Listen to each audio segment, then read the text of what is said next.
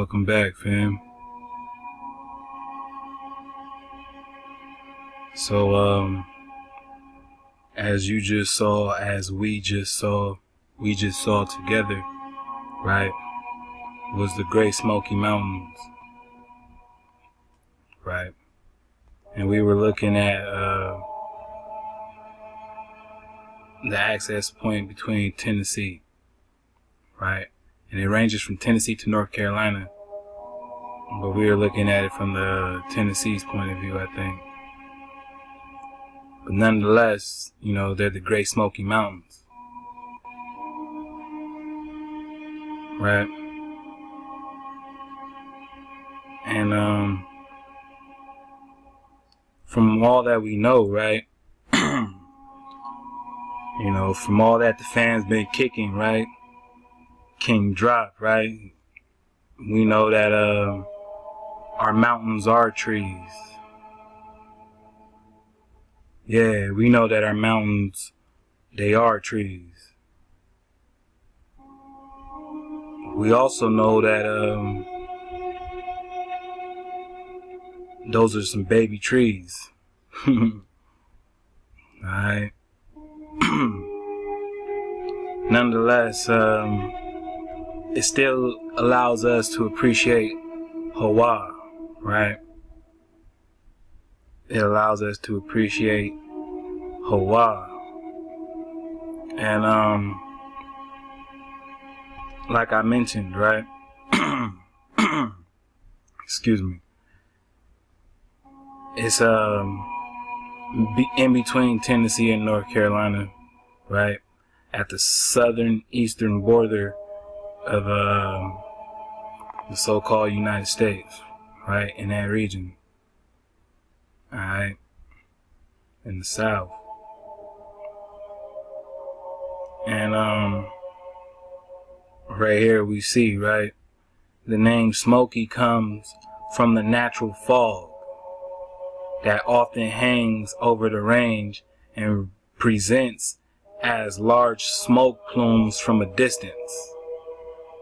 It says this fog is caused by the vegetation exhaling volatile organic compounds, chemicals that have a high vapor pressure and easily form vapors at normal temperature and pressure. So what we were seeing was the clouds give the so-called mountains, which were filled with trees, right? Filled with trees, different colors. And it was giving off a natural fog, right, that looked like smoke. So people go over there and they see it and it looks like the mountains are smoking. And we got some weather to deal with, but as we ride out, you know, and the seasons change up on us, I want to get into that natural vibration. I want you to get into that natural vibration with me. And all energy, all frequency vibration sent to me and me sent to you shall only be in the natural waveform. Alright, fam? We're gonna get this natural atmosphere right down pat right now, alright? This vibration, this frequency. So, this is part 4, the Levitical cities. Much ahab for your patience, much ahab to the tribe, to the family. And, you know, we're gonna go ahead and check it out, right? Now, as we'll notice, right, the mountain range, every time, right, fam?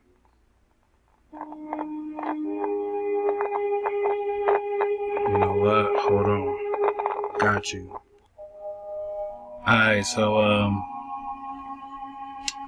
My fault for the mishaps. We should be good though. So yeah, as we focus on the geology, right, which is the earth makeup of the Great Smoky Mountains, right, and we look at the earth that makes up this section, it says it consists of the late Precambrian rocks, right? And from the last presentation, right, we were talking about so-called dinosaurs, right? And it said that these so-called dinosaurs were of the same era, right, of these Precambrian.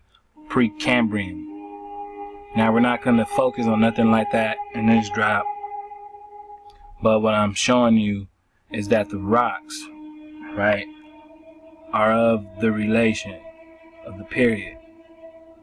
All right. It says that early Precambrian rocks, which include the oldest rocks in the Smokies, comprise of the dominant rock type in the Raven Fork Valley and upper Tuckasegee River between Cherokee and Bryson City. All right. So Cherokee City, sits up in the Smoky Mountains. All right. So we're highlighting the Smoky Mountains as the Aniawea territory, right? Just so we get the record straight. Alright. And we're gonna go ahead and take a look at the prehistory, right? Or the history on it.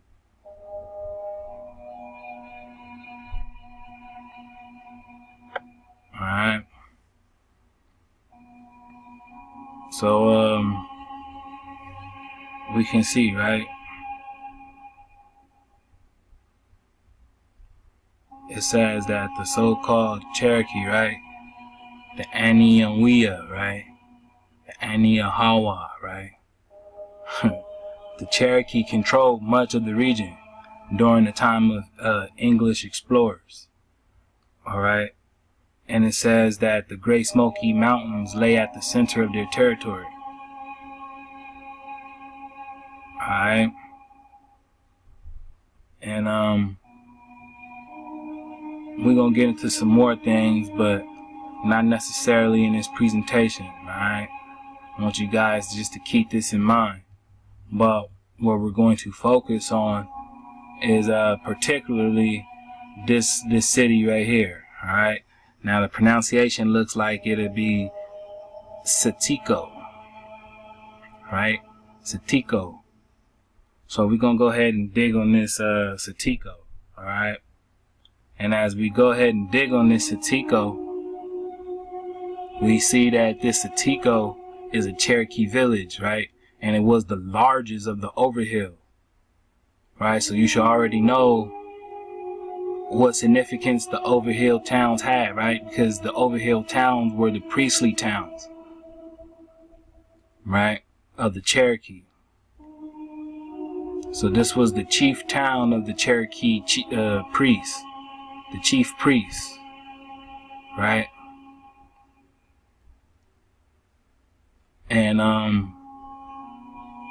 this spot right here, this Satiko, right?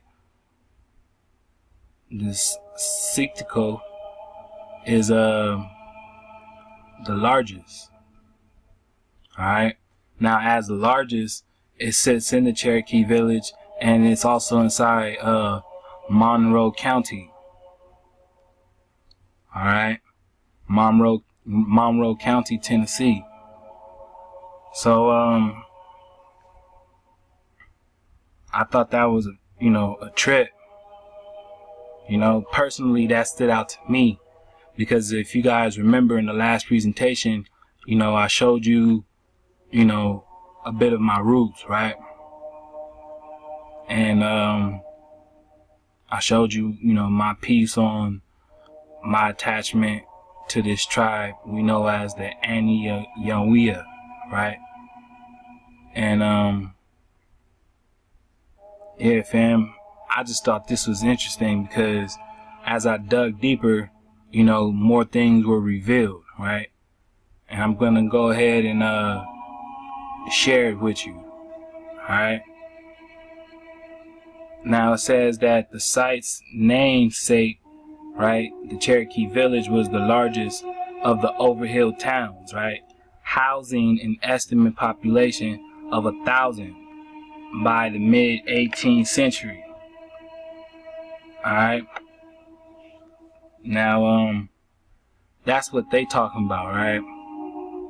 But I brought you here for other reasons. So we're gonna go ahead and dig into it. Alright. So let's go. Alright, so if you remember from the last installment, right, of the Levitical cities in part 3, right, I showed y'all the side of the family through my mom, right? And as you'll know, that their family was the Johnsons, right?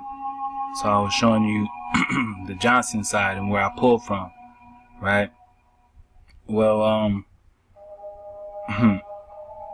like I also said, I did, you know, a lot of research, right? And I'm going to show you the pile up for our family tree that I've, you know, was able to put together. And I'm going to go ahead and share it with y'all, you know, because like I always say, you know what I'm saying, like, oh wait, hold on. Before I even get to going into that, let's clear this. Alright, so as I was saying, I put in, you know, a lot of research into understanding and getting a clear picture of what and where it is that I come from. And you can imagine the excitement, you know what I mean, as I come across these things. And I became super vocal about it. And yeah, it's just kind of like a smack in the face, you know what I mean, to see people not react to it in such a way. You know what I mean? It's not enlightening to them, you know what I mean, to those close. And so you know what I mean, some figured like I'm even wasting my time. It's too backward into the past, right, that I just need to let go and move forward. But the more I read and the more, you know, I look into whatever they want to call history, the more I see the so-called hybrid enjoying everything that basically has no attachment to him or her. And they're comfortable with living with that. And, you know, certain people are comfortable with living, you know, with the fact that they don't know who they are. But I didn't come back to this plane to not know. And I'm not comfortable. And that means more. Something told me to wake up, right? Hawa told me to wake up. Alright? And ever since I did, you know, it's hard to look at the bullshit and smile. It's hard to see everybody so amused and entertained. You know, but it's alright. So like I said, you know, we was digging on the Johnsons, right? But this would be my grandfather's mom, right? This is his father and this is his mom. And through his mom, we're gonna go up, alright? Up the family tree.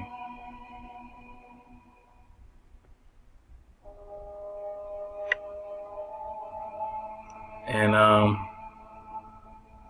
as you see, right, 1848,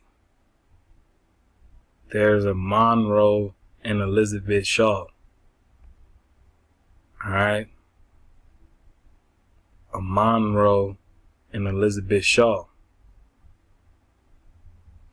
Alright? Now, my folks, you know, considering the timing, they were labeled as Negro, they were labeled mulatto. Alright? it went both ways. Their records popped up both ways. Alright? And considering the timing, right, especially around here, right,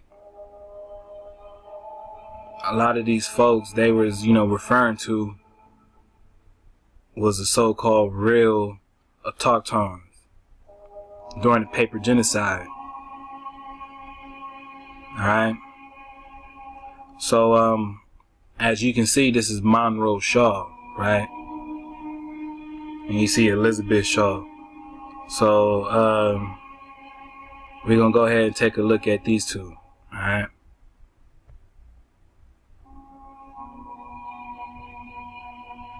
Shalom to the tribe.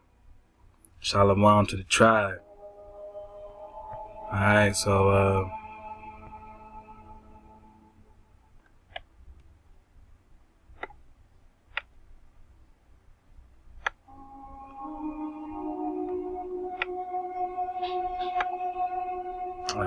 well, as we can see, right, Elizabeth Shaw, right? Now, she is my 4th great grandmother. Alright? And this is just whatever that they put together, right? But I'm just showing you around the year, right? 1848, and we're talking about Tennessee, right? And here we see that she was married to Monroe Shaw. Alright? And we can see that cotton was a thing back then, right? At that time. So we know what time it is, right? Alright, so keep that in mind, right? And we're gonna go ahead and keep on looking, right? Now, this is also my 4th great grandfather, right? Her husband, Monroe Shaw, right?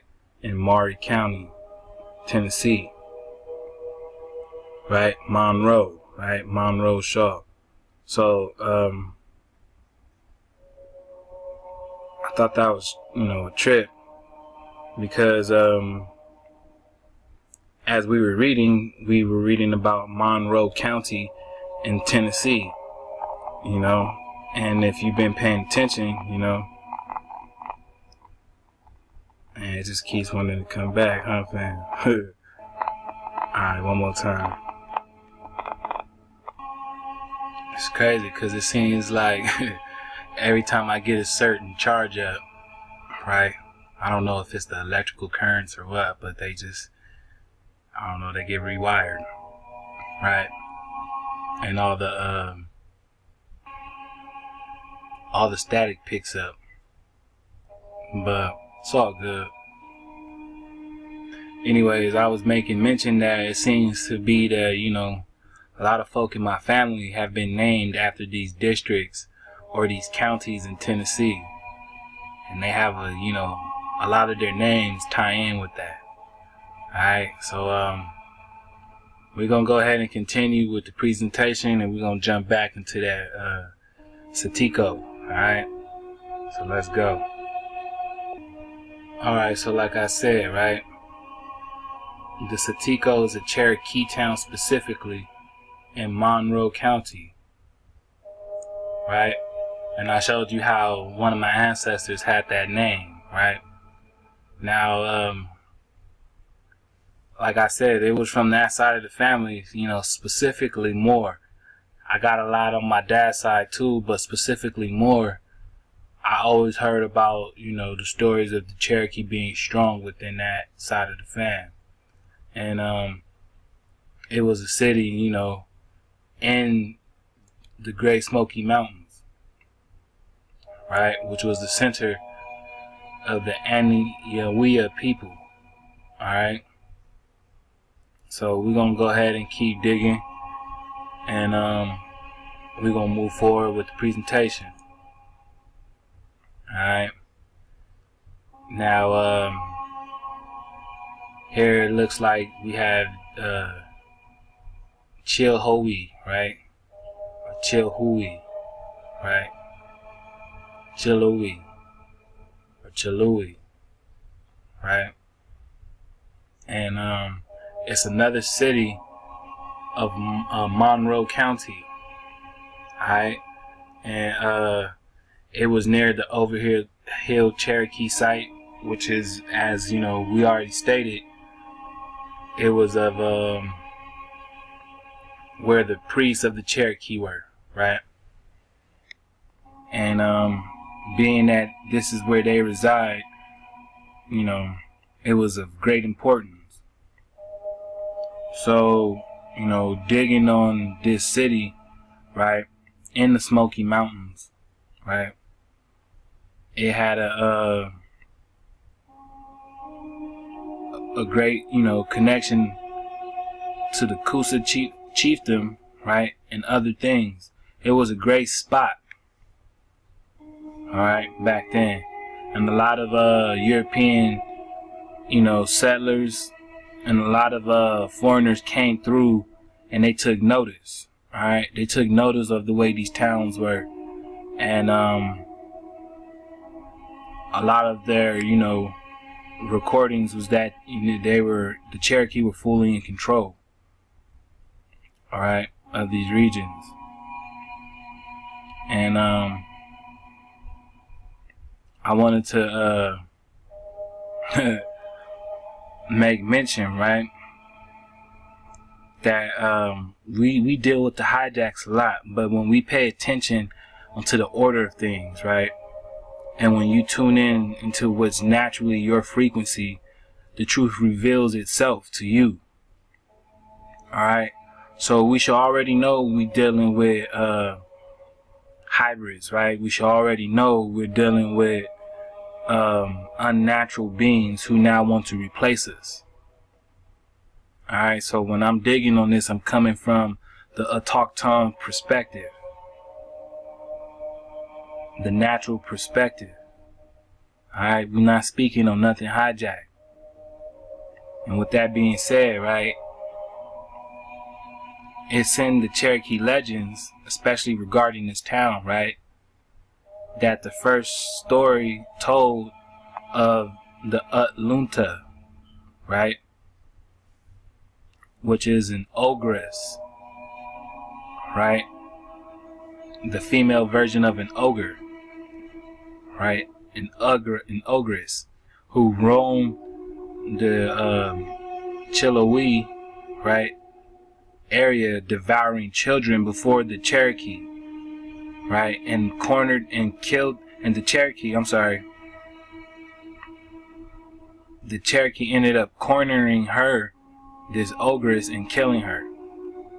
Alright, but this ogress was going around devouring children.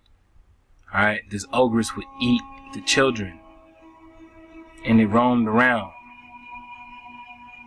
Alright, and this was in this town right here that we're looking at in the Smoky Mountains. Alright, in ogress. Alright, so we're gonna go ahead and we're gonna check out what an ogress is, right? Since we're talking about the legend of this town and we just saw how those mountains look, right? So let's go ahead and take a look. Alright, so as we see, right, in Google Images, we have ogres, right? And let's see the imagery. Alright, so this is what an ogre or an ogress would look like, right? Now, as you look at this image, I want you to sit there and let that sit in your mind, right? And who does that resemble today? Right? Can you see the hijack like I see the hijack? Can you see the description like I see the description? Right? So,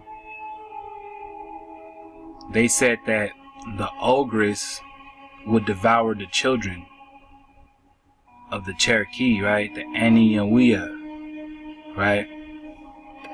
Let's get some more examples. Right? This is another one.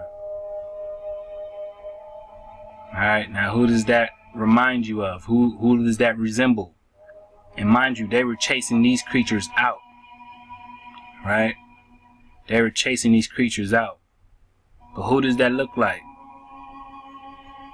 Right? And who does that remind you of, right?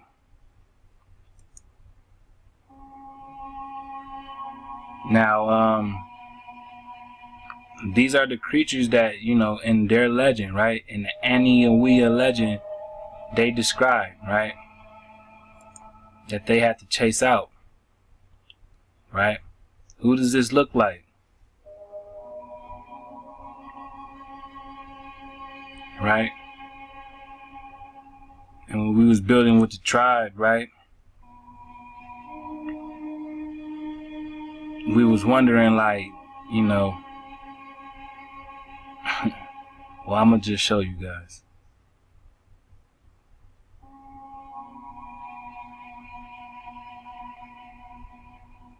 Alright? So it gets more animated the more we scroll down. But we can see we got pretty clear picture thus far of the ogress. Right? Much ahab to the tribe, much ahab to the fan. Alright?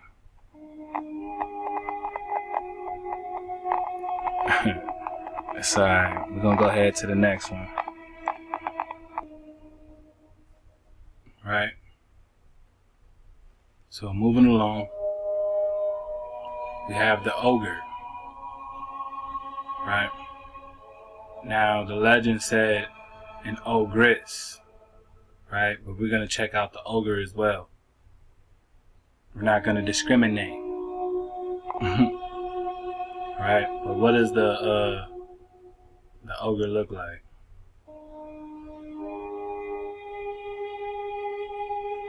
Right? That's the ogre, right?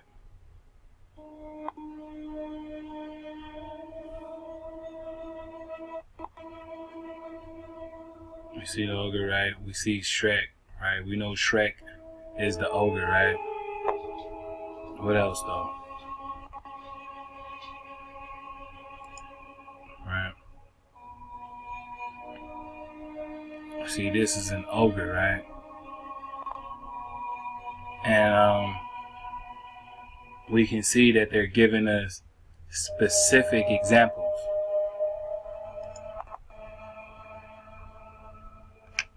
Alright. So yeah, you know, Aniawea had legends of running out things and beasts, right? Hybridized creatures of this sort, right? Out because these things would devour their children. Alright? These ogres. Alright?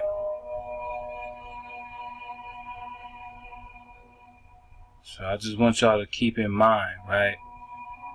On what, you know, the ancestors had descriptions of. Because when we pay attention to everything, right, it separates the fact from fiction. Right? And we see here that there's a clear distinction, right? Right? There's a clear distinction. I mean, these ogres, right? They have hair like, you know, modern humans, right? The so-called new man, right?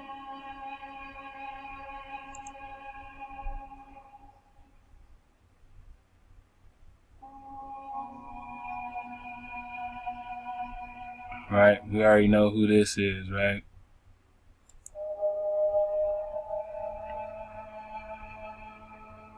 Alright? I mean, dig on it. Right? See if we get it bigger.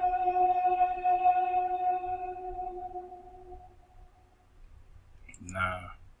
They don't want to give it to us bigger. It's crazy.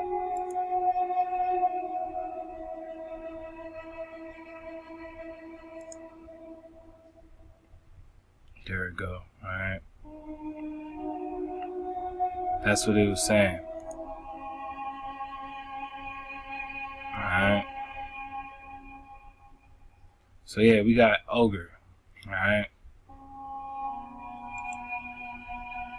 And then like I said, we even got Shrek, right? Now we should know that Shrek is the ogre, right? Shrek is an ogre. So with that being said, you know, the tribe was defending their children from, you know, beast-like things, an example, right?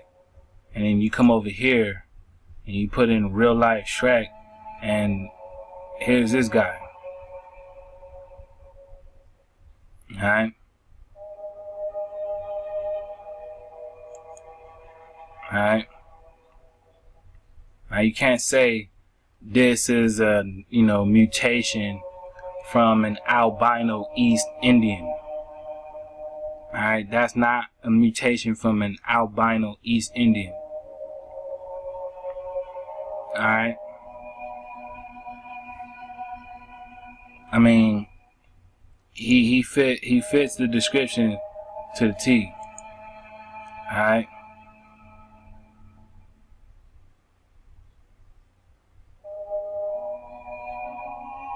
And that's just the truth of the matter. Alright? So, you know, for all the hijacks, you know, it doesn't matter about that, because we know who we rocking with. We know what we're rocking with in which frequency. Alright? So the point is that, you know, these scriptures, when you're awarded with discernment, right? When you're awarded with discernment by way of the Most High, you can see right through the hijack, fam. Right? And everything's clear water. So keep in mind, the same things you deem as impossible, right? Or the same things you scoff at without research or even proof, right? These are the same things that if you have children, you raise them up watching without even realizing it, right? All these fairy tales, so-called Disney, in the Disney movies, right? All these different cartoons, shows, networks, all these things, fairy tales this, fairy tales that, all touch on what, you know, your scriptures talk about. And they know this. You know, they just perverted it. Right? They just perverted it. And because they perverted it, you're now perverted like them. And you think that way. Alright? So the ancestors took accurate account on what they were seeing. Right? They paid attention to these things. Alright? Maybe you should too. That way you can really see the clear picture. You can know without fear. Because that's all this is. It's just fear. Right? But you are the infinite energy. Right? You are the seed of the Creator. So you have no reason to fear, because there is no end for you. You are everlasting. You are eternal. And we are on the journey, right, to becoming incorruptible as we remember. Alright? So we're going to go ahead and keep it moving. We're going to continue on. Let's go. Alright, so here we have another town, right, that was in Tennessee, or that is in Tennessee, and it's called the Tokwa, right? And the Tokwa, right, was a town that was attached to the Overhill Cherokee Village, once again, right? And it was in Monroe County, right? And it was also a part of the Coosa Chiefdom. Alright, so, you know, this is a spot where, again, the priest chiefs, right? Who, you know, I've been doing research on, and I've been equating these chiefs to the Levitical priests of our scriptures, but in real time, right? Running all over and through the hijack, right? And we know, you know, the Aniawea people, the tribe, the Cherokee, right? This is where they would like to fish in this region. So, you know, that's what they called this spot, right? In this town, Takua, right? And,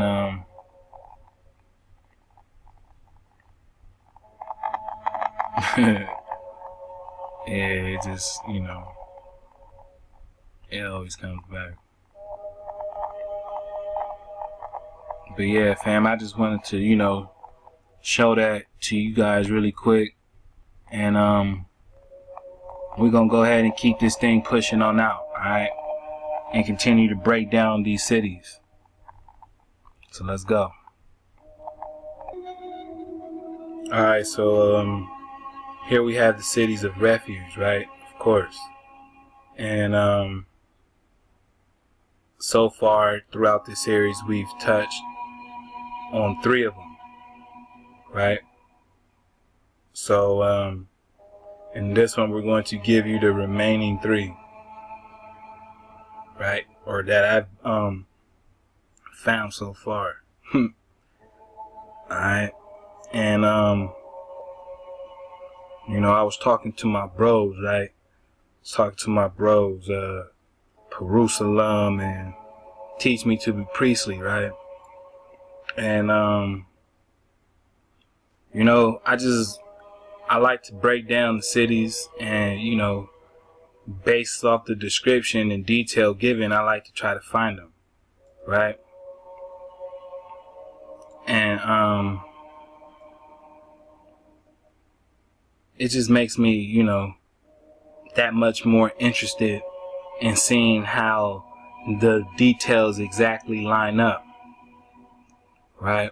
So when we take a look over here, right, I remember we came across Golan, right? And they just have different meanings, right? Like this one means exile. And as I come across the different towns that the Cherokee did possess and that they made into, you know, their refuge cities, a lot of these towns came by way of overtaking, right? They overthrew a tribe that was there and replaced them in a sense, or more, you know, became the dominant force. All right. So, you know, I just tend to break them down, right, as we go. And it lets me know, right, like Bozor, right?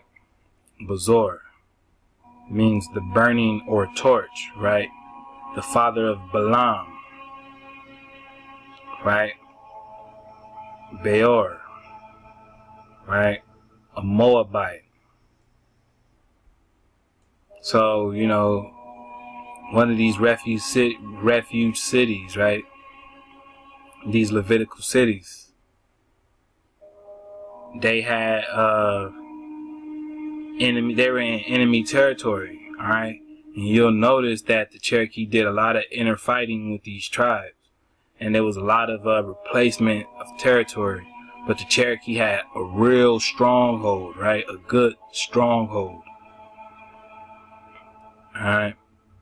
And it's just amazing, fam, because, you know, you really read these scriptures, right? And you line it up with the indigenous truth, right? Over here in the Americas as the copper-colored races, right? You, us, we, in tune with the law naturally, right? I mean, the vibration, it just feels too pure. So much aha, fam. You know, I appreciate everybody vibing. I appreciate everybody that click play. Alright? And we have Kadesh right here, right, which is the holy city, right? And it's a city in the extreme south of Judah, all right? And see that it means sanctuary, right? As in a place of refuge, all right? As in a place of refuge. So, we're going to go ahead and continue with this presentation. And, I'd like to show you, the fourth Levitical city that I came across, if that's right with y'all. Alright? So let's get it. Alright, so, what I will present is number 4, right? The Levitical. Right? The Levitical. Alright, it means the big island or the great island. Right? It is also in Monroe County, Tennessee. And they said that, it had its occupation during the Mississippian period, right? And later it was known as a Cherokee refugee village. Refuge, right? A place of refuge. Alright? Levitical. Right? And it was in the district, right, of the Overhill towns, right? And this is where, peace was held, right?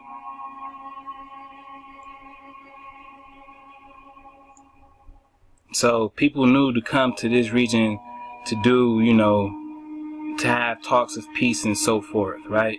And even on later in the history, you see that, the Cherokee themselves made it a refugee village. Alright? So, we already know the Overhill towns were of the priest chiefs, right? And we can see that the Cherokee looked to this region specifically for a place of, refuge. Alright? That was without a doubt. So, this is number 4, right? And as we can see, with Overhill being attached, we know that the priests were in this region, making this what we would consider a Levitical city of refuge.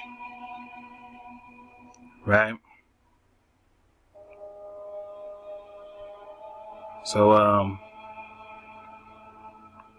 we're going to go ahead and continue, fam. And we're going to move along. Alright? Alright, so, as we continue, right? We have the Tuskegee or the Tuskegee, right? Tuskegee, a Cherokee town, right? Now, this town was an Overhill Cherokee town as well, right? And it was located along the Little Mississippi River, right? And also Monroe County, alright? The Cherokee and American War, right? Or what should be the Cherokee and the invader, right? The Cherokee and the Foreigner Wars, right? Because they're not American. Not by a long shot, right? Because that title was reserved, for you. That title belongs to you. Right? So, moving along, we see how this was a town located next to the Overhill site, right? again, linking it back to the priests. So, you know, in all these cities, when we touch on this overhill, it's showing you what? That this is where the priests were. Which is why we're digging on this, right? So, as we do so, and we continue to dig, you know, we're going to be referencing to the priesthood of the Cherokee, because we're linking them to the Levites, right? And we're showing how these are the Levitical cities. And more specifically, we're digging on the cities of refuge, right? The place of sanctuary, of asylum, right? Where if you were a murderer, right? Well, not even necessarily a murderer, because apparently murderers had to answer for their crimes right away. But let's say if you were a thief, right?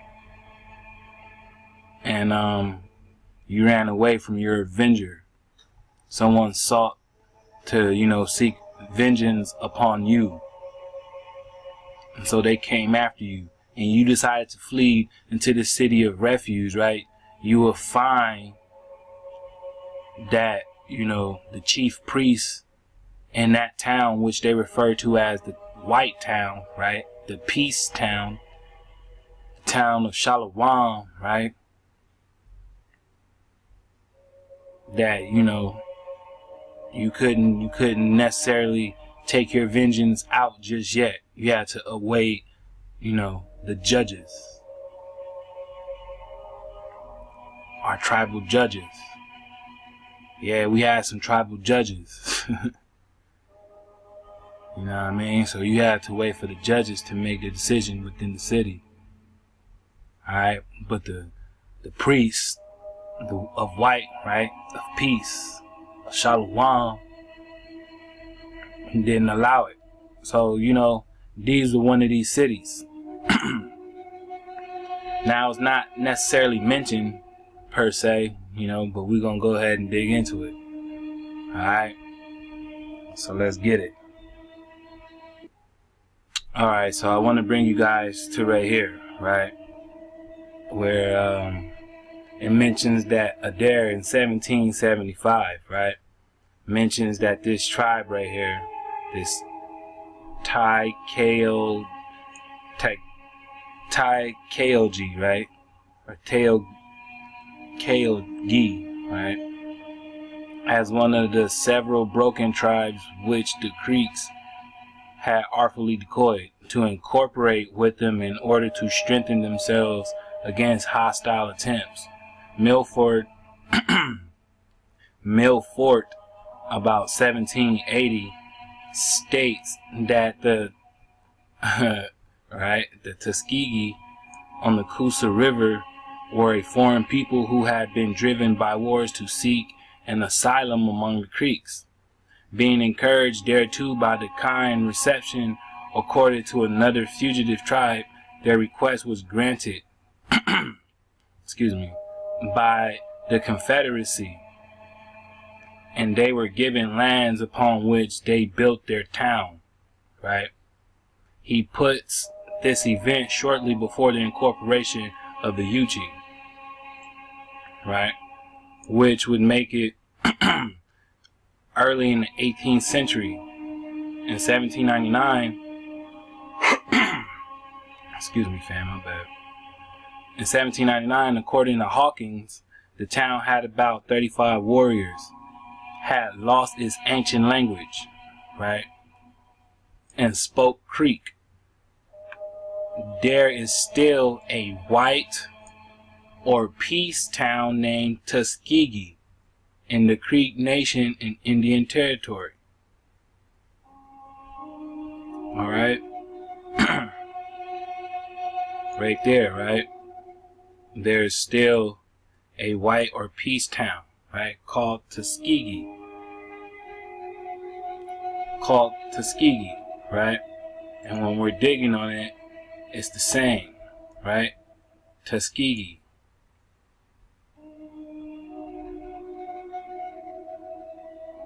Alright? So this would make this Levitical city number 5, right? And here we see that it still maintained the name, right? And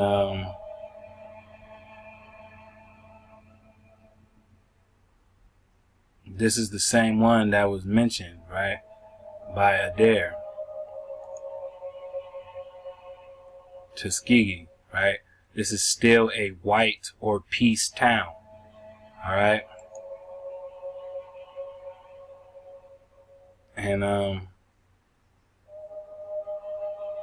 it's flooded, right? So this one is flooded as well, right? I don't know if I touched on it, but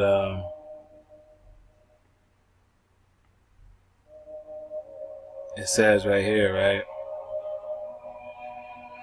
It's submerged, right?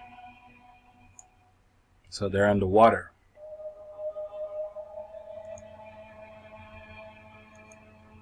Right? Now flooded.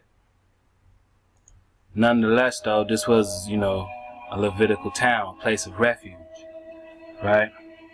So, you know, that's number 5, and we're picking out these lands and what they call, you know, the Southeast America, right? Where we know these indigenous autochthon tribes were. And as I showcased, right, where, you know, the people, my people, had connection to all the way up until invasion. Alright, we're going to go ahead and take a look at another one. Alright, this one's called Tumultly, right? Tumultly. This one also, again, right, in Monroe County. So you gotta understand, I was over here digging, right, and I took out the shovel, and, you know, I was putting in some good work, right? And I showed you why, right? I showed you the connection, why, and why it triggered, right? And why the Most High felt like told me to zero in, right? So, you know, I continue to look, and look what we have, right? It says the Tumultly site had the most substantial periods of habitation during the Mississippian period, likely when the earthwork mounds were built, and later during the mid to late 18th century as a refugee village of the Cherokee from the lower, middle, and valley towns. Alright. Now, they like to, you know, go ahead and mention the refugee, right? And they try to make it look like something that happened as of recent, right? But we're gonna go ahead and, you know, check out the word, right? And we know that refugee stems from refuge, right? Which is a shelter or protection, a safety or a security, right? That tent, right? That tent. And as a tribe, we are the tent to each other, right? We are our security, right? So we provide refuge for one another, right? The asylum or sanctuary, right? So they knew where to go, obviously, right? They knew where to go, obviously. And because they knew where to go, this was a place of refuge for them. Alright? And like I mentioned, you know, when you pay attention, they always, you know, seem to take over the lands of other tribes, right? Just like how the Israelites do in the scriptures, right? So, you know, we just make the connections and, you know, we see what we see. But, you know, it's a strong connection, fam. So, you know, we just swim in the water. Alright? So, we're going to go ahead and continue.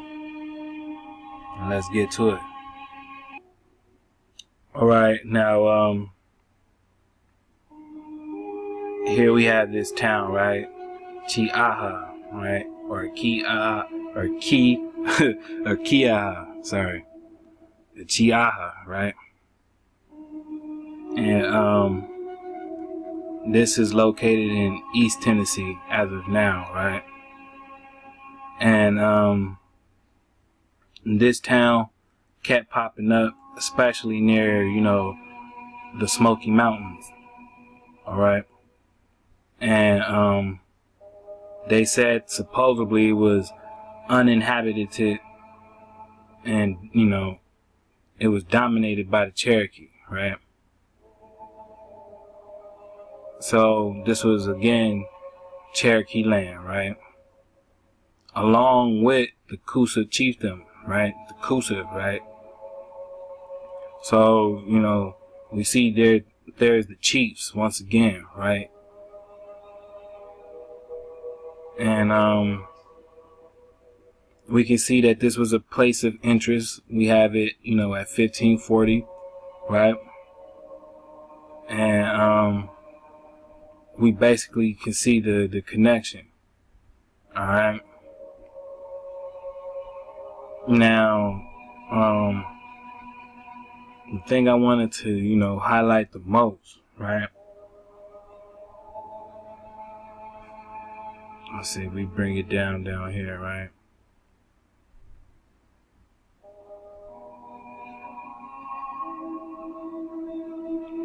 The relationship to the Cherokee, right? It says the relationship between the Mississippian people in the Tennessee Valley and the later Cherokee inhabitants has been a source of debate since the late 19th century.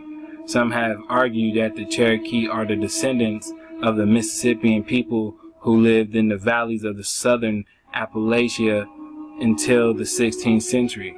Based on both linguistic and archaeological evidence, most scholars agree that the Cherokee and Iroquois-speaking people did not arrive in the region until later, after having migrated from the Great Lakes area, right? And this is where we picked up in the drop with Shalawam, right? King Shalawam. And the fighting and the splitting between the northern and the southern tribe. Alright? So with that said, we just read the connection between the Mississippian people and the Cherokee. Alright? So I'm gonna go ahead and share some things with y'all, and we're gonna get to it. Alright? Because this is part 4. And I definitely got some fam, alright? So let's check it out. Alright, so we are looking at, what would be the family tree that, I've put together so far through my father's line. Alright? And through my father's line, everything is Mississippi.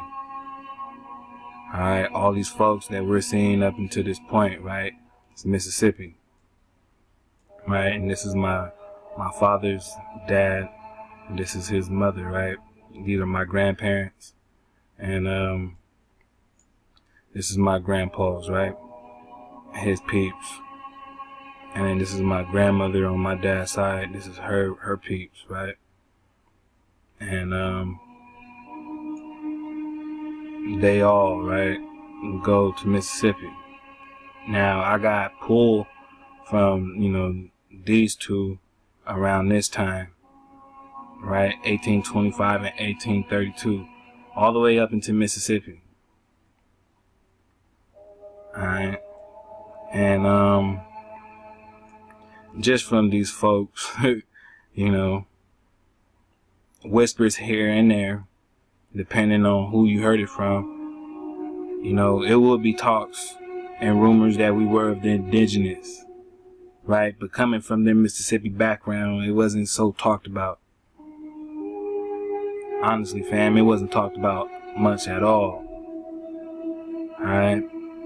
Which let me know that, the trauma and the effect that they specifically experienced and went through as a family, a unit, was a real one.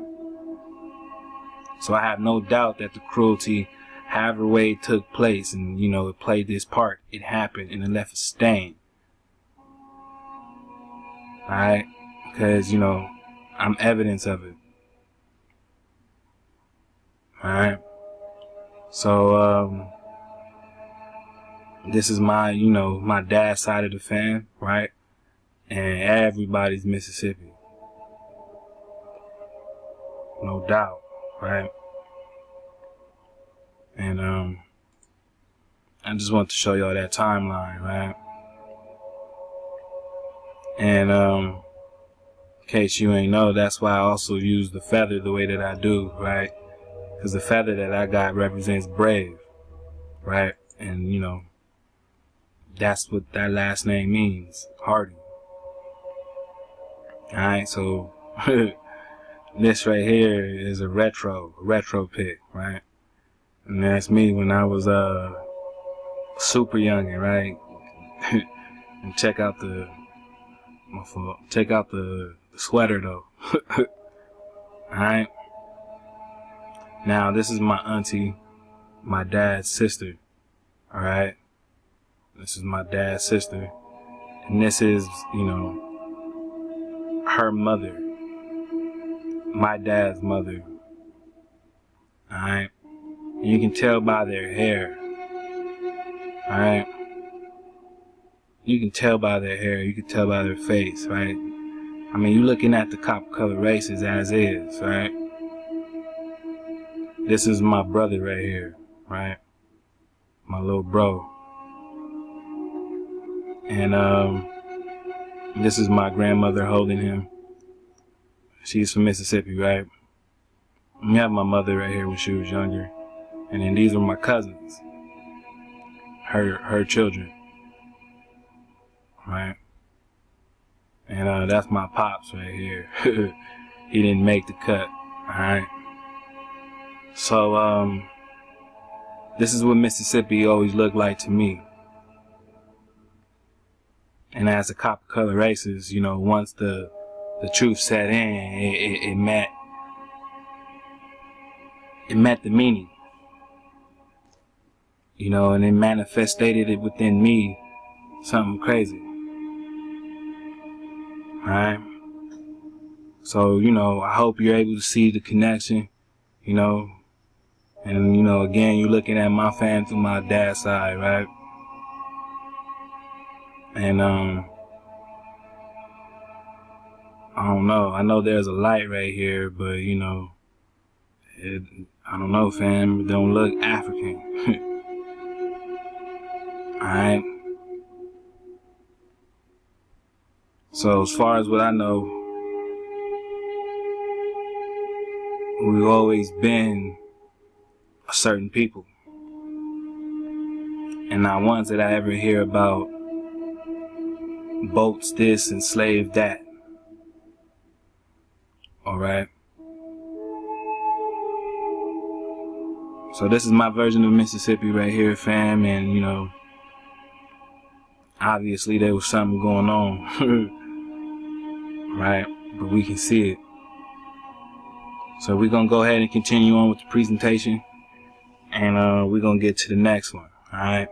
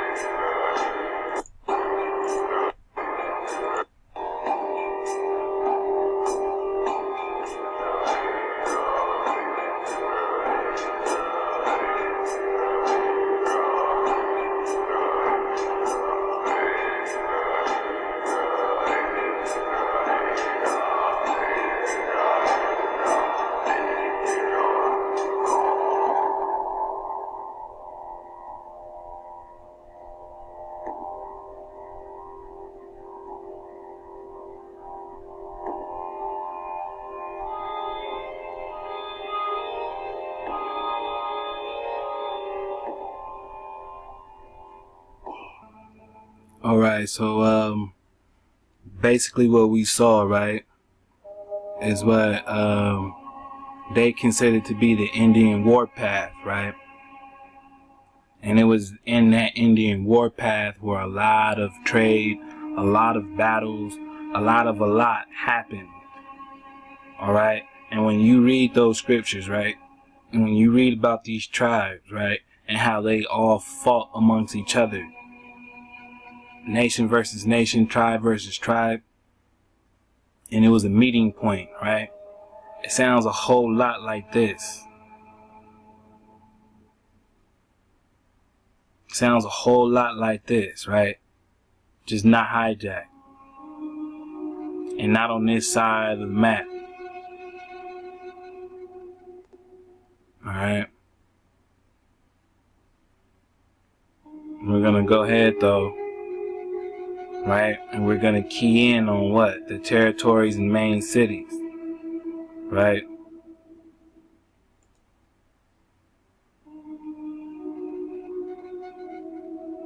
And we see how it's broken down, right? So because we see how it's broken down, we're gonna go ahead and line them up, if y'all don't mind, right? It says they have 4 distinct regions, right? So let's go ahead and take a look. Alright, here we have the Cherokee, right? And the Cherokee, according to, you know, their description and statistics, are in the southeast region of America, right? And here we see we have the 4 various types, right? Just like Judah was saying, right? We have the south, the lowland, right? We're gonna get into the wilderness part, right? And we have the hill country, right? So we have the lower Cherokee, right? And we know that they're in the southeast region, right? So you have the lower Cherokee right here, right? And then you have the eastern, right? And then we have right here the lowland, right? And then it's the south, right? So, you know, we know the Cherokee's the further south, right? Well, not the furthest south, but we know it's pretty deep in the south. And then here we have them identifying the lower Cherokee, right? And then we have the hill country, right? And the whole time we've been digging on the overhill, right? The overhill part. And there is also a southern Cherokee as well, right? But we're given with what they, you know, they're giving us at this particular link, right? And so as, you know, we continue to dig on it, we see that these line up the 4, right?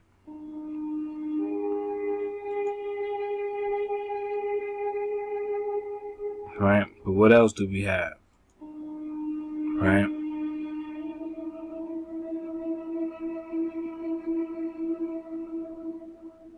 So see, we have the eastern or the lower, right? Which is a part of now the so-called South Carolina, right? So we have those 2 right there, right?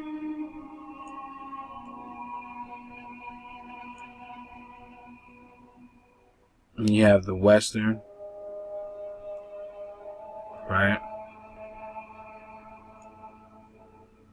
And then you have the middle.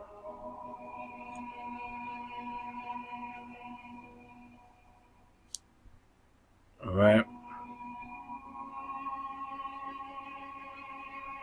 And when we get further into it, right, there's even the wilderness, right? Which is another amazing part, because everything is just connected, right? But there's even the wilderness, so we're gonna go ahead and check that out. Let's go. Alright, here we have the Cherokee National Forest, right? And like the big bro Hiram was saying, right? If y'all not already in that classroom, which you should be, right? You should be up in there head first. He brought to your attention that it was the national forest, right? That was your land, right? All the national forests, right? Is your land, squeezed up. And I find that, it's crazy how the locations in Tennessee, and the nearest city is what? Johnson City. So, being part 4, this is right on track, right? I mean, I'm showing y'all how I surfed the wave and what connections were manifested to me. And I'm sharing them with y'all, right? It was established on June 14th, 1920. So they don't know jack, right?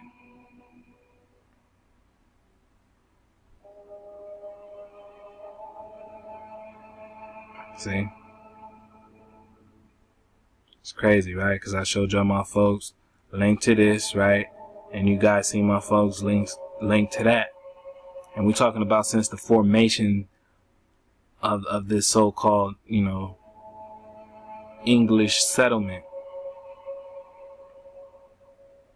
Alright? And here you have the Smoky Mountains that separated, right?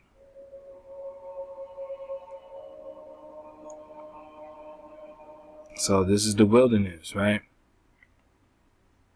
And remember, they saw ogres and all kinds of things. There's more we're going to get into, fam. But we're going to stick to the Levitical cities, right? Because this is, part 4, and we giving you the other 3. Right?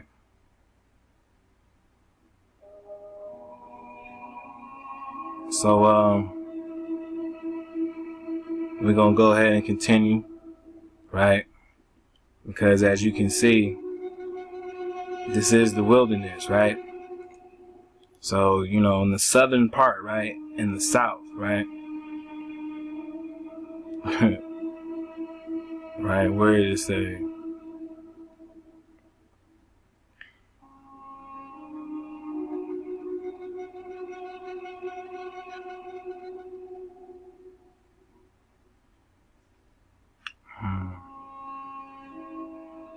Oh, right here. Alright. Now, they put right here southwest, right? I don't know, fam. It's spot on, right? Spot on. It says southwest and we get southeast, right? But it's not a coincidence. That's all I'm saying. So we're going to go ahead and continue on with the next one so we can close out, alright? And let's go. Alright, so here we have the overhill part, right, of the Cherokee, right? And we can see right here it goes all the way down, right? Now check that out. And look how it's shaped, right? And goes all the way down. Alright? And it says that, this is what the Aniawea people, right? The Cherokee, right? This is what they called it. They called it the Overhill Cherokee. Now it was on the west side of the Appalachian Mountains, right? On the west side, right? See what we're talking about? So, we're in the lower part of Little Tennessee, right? And this spot was really popular, for the Cherokee, right? They really had this position right here on lock, and it spread throughout all their trading posts. All right, it was a major city, the Overhill. See, it says many prominent leaders, all right, were born and raised in the Overhill towns. All right.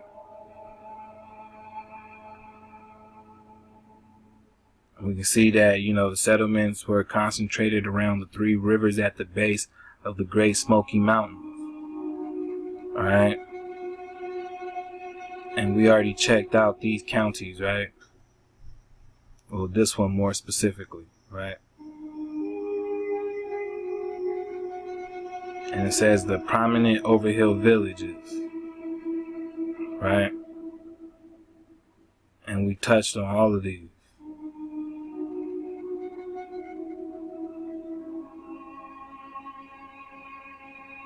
Alright. And we get the trails and paths, right? And then right here, the Great Indian Warpath pops up. Alright. And this is where, we watch where it went down. So when you read about these wars, as, I'll be showcasing pretty soon, especially, the war with so-called Esau, right? Yeah. We're gonna get into it, fam. But this is where it went down. So when you read those scriptures, right, and when you come back and you connect it with the indigenous truth, this is what you're getting. Alright? And here, we see the lower towns, right? They were centered on the town of Keowee, right, in the hills of South Carolina, right, in northeastern Georgia. Alright. Alright.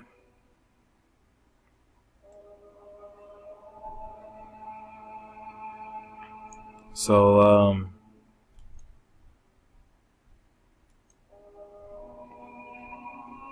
it says that, they had many towns, right? This is the middle town, right? And then you had the capital, right? The mother town, right?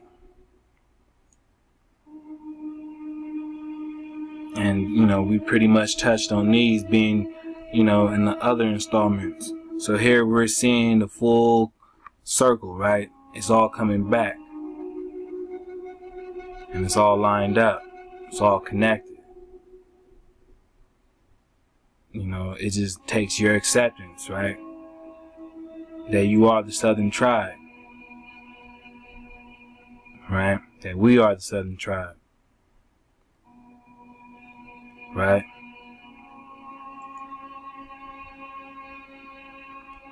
Going ahead and moving along, right?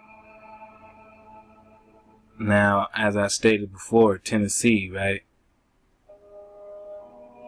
Got his name, from Tennessee, right? Tennessee, right?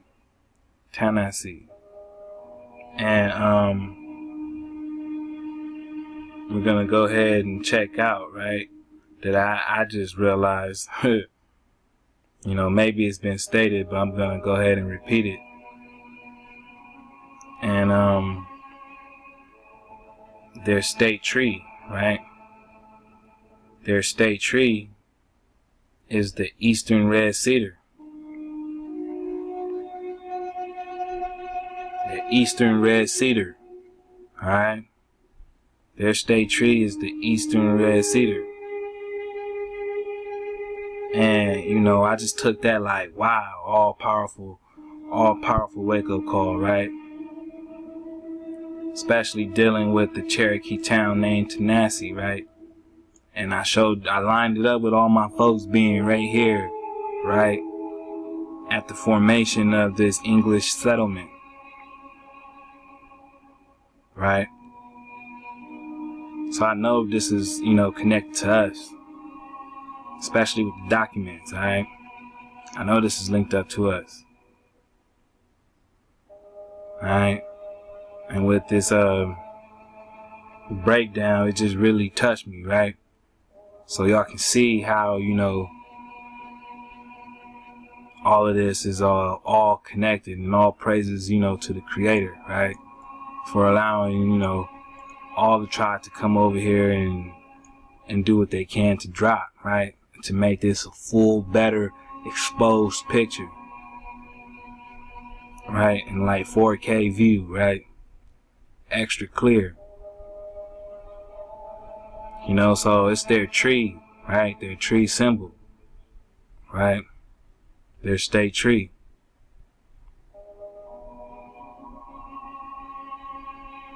Right? And we're going to go ahead and dig on a little more, alright? Let's go. So, like I said, I learned that, the eastern red cedar was the, Tennessee state tree, right? And, you can never mention these trees without the bro, without the fan. You know what I'm saying? And that's just the truth. You know what I mean? I can big up the bro, because obviously we can see how it impacts, everyone that's been following the wave, but everyone that has roots in these lands, right? It impacts all of us that strong, right? It says, we already know that it was called the red and eastern juniper, right? It's indigenous to the entire state of Tennessee. And the Most High said, you are like the cedars. We are incorruptible. So them being indigenous to the entire state of Tennessee, right?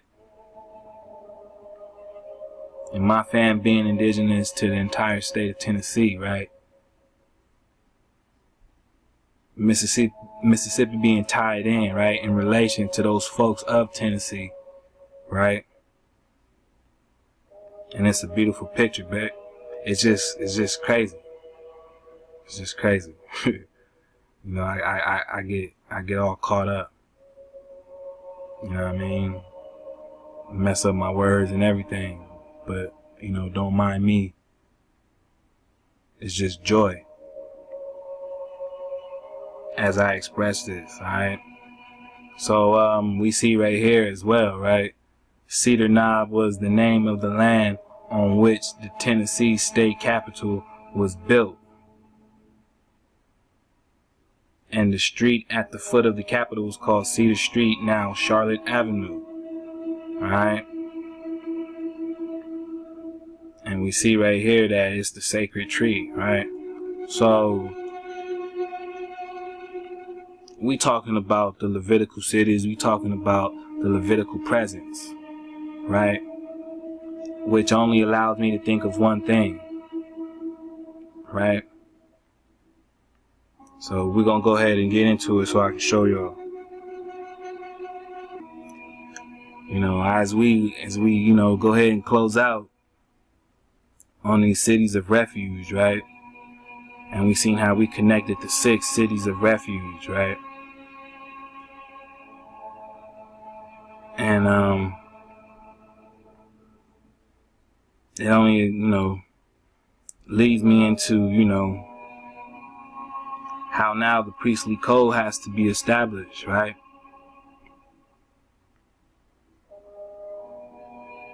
Right? The more, we dig on these trees, and the more, we find out, things have to be applied, right? So that's what we come to, we come here to do. We come to lay down the law, right?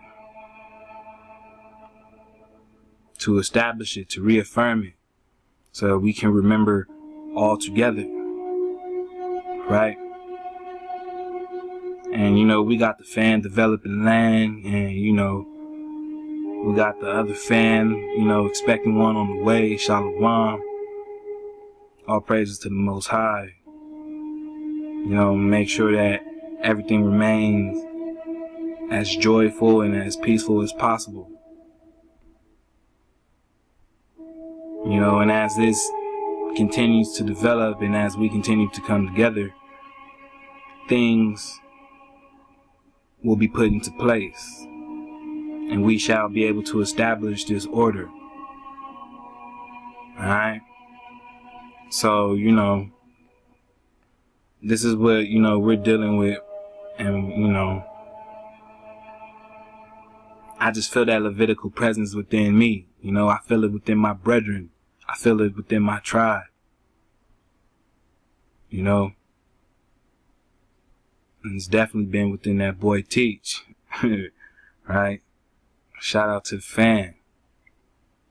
So, I'm just letting y'all know, we got to get back to the law, stay in it for those who haven't, and to all my real ones, you know what I mean? It's time to become incorruptible. You know what I mean? Big bro is telling me we can't allow no one to remove our power. Not one time. No intervention. Right? No in between. No intervening. So, with all that said, all praises to our Creator. And much hop to all the fam across the plain, to everybody taking their time to tune into this frequency. Make sure y'all go ahead and, support the fam, J Stu, and the young one they got on the way. You know what I mean? And y'all show y'all how, check in on them and, make sure they doing good. And much hop to the real ones, to the tribe, to all the fam, alright? I hope you was able to resonate with this one. We're going to go ahead and close it out. And, I'll be getting at y'all real soon. Shabbat Shalom.